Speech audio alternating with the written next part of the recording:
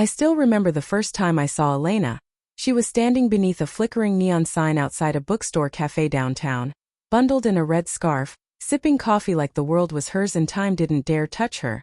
She had that kind of presence that made everyone else in the room fade into the background, and when she looked up at me with those ocean-colored eyes, I forgot what I was even doing there. It was raining lightly, and she offered me half her umbrella without asking my name, as if we'd known each other in a different life, and from that day everything changed. We fell hard, fast, and without hesitation, the kind of love that makes you ignore every warning sign because it feels too good to ever go wrong. For 4 years, we built a life that felt like a fairy tale, spontaneous road trips, cooking dinners barefoot in the kitchen while she danced to 90s music, late-night pillow talks about dreams and fears, and promises whispered under starry skies. I loved her fiercely.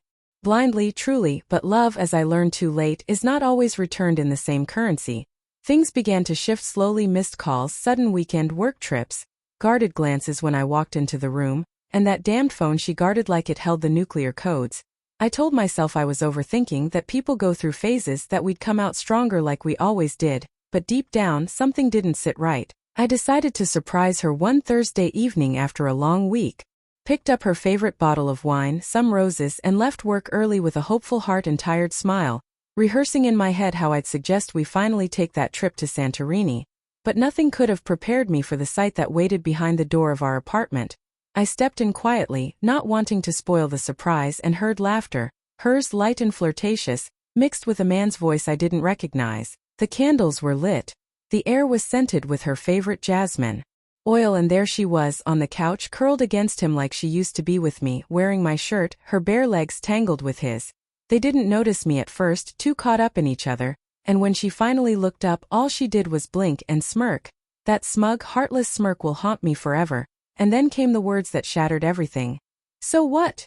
she said with a shrug, like love meant nothing, like loyalty was optional, like I was disposable. My mouth opened to speak, to scream, to ask why, but nothing came out. I looked at her, then at him. He looked embarrassed, scrambling for his shirt, but she stayed calm, unaffected, sipping wine like this was just another evening. And I realized right then that the woman I fell in love with didn't exist anymore. Maybe she never did. I let the roses fall from my hand, turned around and walked out without a single word, without slamming the door, without looking back. And that silence was the most powerful thing I ever gave her. The hours after I walked out felt like drifting in a fog of disbelief. I didn't cry or scream or call anyone. I just walked, through streets I didn't recognize, past people I didn't see, checked into a quiet hotel near the edge of town and sat on the edge of the bed staring at the wall, trying to figure out what part of me had died without making a sound. My phone vibrated, once, twice, but I didn't look. The first night I didn't sleep, neither did I the second, and on the third I finally read her messages, only 3 words. "Can we talk?" But what was left to say? The image of her wrapped around another man, smiling like it was all a joke, kept replaying in my mind like a curse. She didn't deny it, didn't cry, didn't even pretend to be sorry. That smirk, that was what hurt the most. It wasn't the cheating that destroyed me. It was how little it seemed to mean to her, how easily she dismissed my love like a forgotten receipt.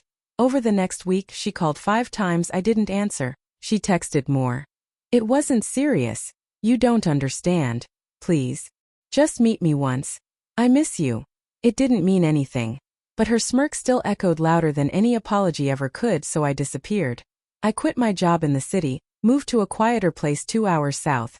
An old college town with cobblestone streets, small bookshops, and just enough anonymity for a man trying to forget. I rented a modest apartment above a music store and got a job teaching literature at a university. It wasn't glamorous, but it was peaceful, and peace was all I craved. The first few months were hard. I still reached for her side of the bed, still caught myself scrolling to her name in my contacts.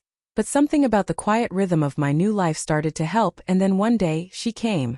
7 months after I'd last seen her, she showed up outside my lecture hall, thinner, tired, searching. I don't know how she found me, but there she was, standing like a ghost in my new life, calling my name. Later that night, she waited outside my apartment, said she just wanted to talk, so I let her in. She looked around at the clean, sparse space and turned to me with tears in her eyes. "I messed up," she whispered. "I was scared. I didn't mean to hurt you like that." But she had, and meaning didn't matter anymore. "You cheated," I said flatly, "and you smiled like it was nothing. and she tried to defend it with excuses about numbness and routine and fear, but I wasn't the same man anymore. I came to say I'm sorry, she added, to ask if there's even a part of you that's still. No, I interrupted, and that one word was the only closure I'd ever need. She cried, sobbed actually, but I offered her no comfort. You were the best thing I ever had, she said, and I replied, I know, and closed the door. Months passed and then came Maya. She was the opposite of Elena in every way, gentle, warm, quiet, strength in her eyes, ink on her fingers from writing poetry in the bookstore below my apartment. She never asked about my past, just gave me her present, and with her I rediscovered things I thought I'd lost forever: trust, peace, the feeling of being enough. One night under the stars she asked, "Who hurt you?" I didn't give details, just said, "Someone who didn't know what love really means," and she pressed her hand to my chest and said, "She must have been blind." One last time I saw Elena, seated alone on a park bench reading, thinner, faded, quieter. She looked up and our eyes met. No words, no wave, just a nod, and I kept walking, and for the first time it didn't hurt. I realized forgiveness doesn't always come in the form of words. Sometimes it's just peace, indifference, silence. I didn't need her remorse or revenge. What I needed was me.